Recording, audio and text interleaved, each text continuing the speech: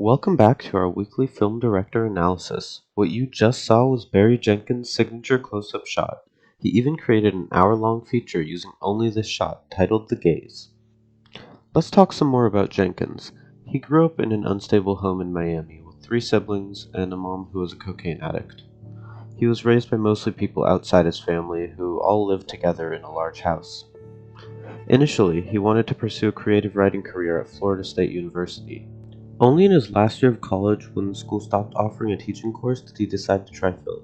After an uncertain future with film, Jenkins developed a few key trademarks, including his use of music, his limited use of dialogue, and his signature shot, The Gaze.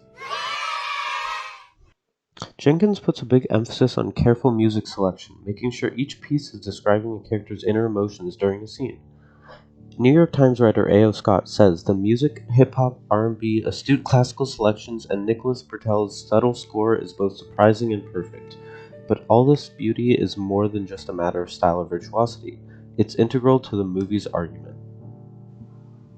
What you've been listening to is the main character's theme at the start of Moonlight.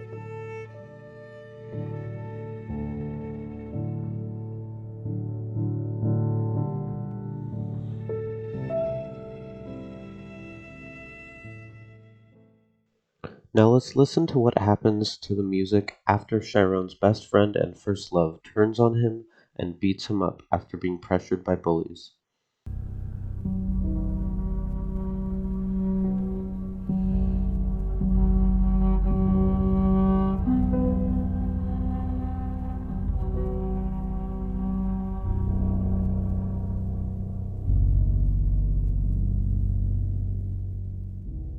By chopping and screwing the piece, as well as changing the key, Jenkins is showing a change in character that we don't really see on screen.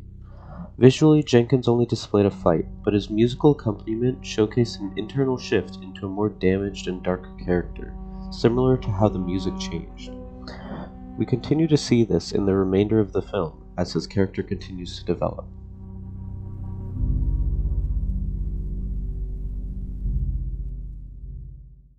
Another aspect that creates a Barry Jenkins character is their limited use of dialogue. The battles in Moonlight are more personal. This is aided by Jenkins' penchant for making the best use of sparse, searing dialogue, a quote said by Audrey Thomas McCluskey.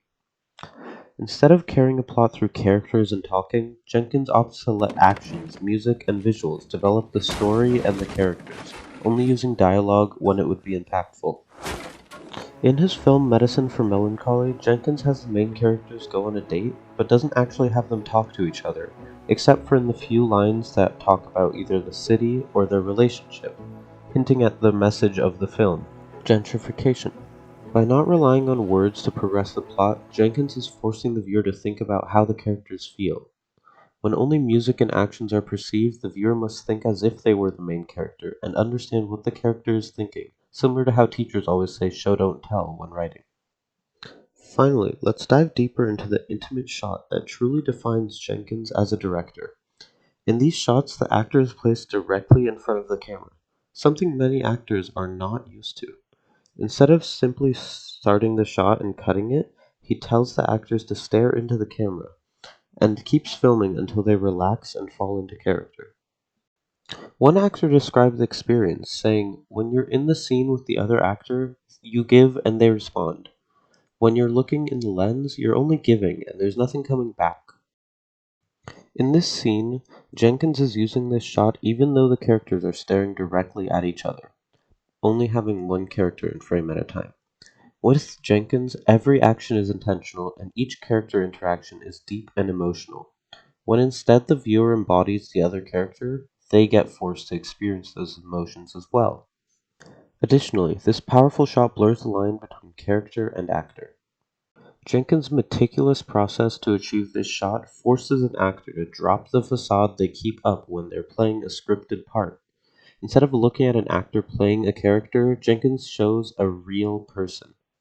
This final step is what turns his characters from an imaginary being in a made-up world to a real person who could be living among us.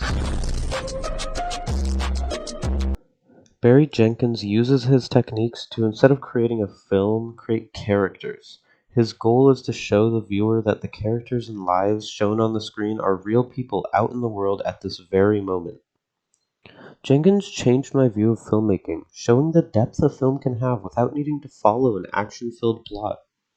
If you could watch only one Barry Jenkins film, watch Moonlight, as this film allows Jenkins to greatly articulate the life of his characters, having been born in similar conditions himself. It not only shows how life can be for people in the more rundown neighborhood, but it also shines a light on Jenkins himself. On that note, thank you for watching this video, and I hope you can check out some of this director's immensely creative work. Bye!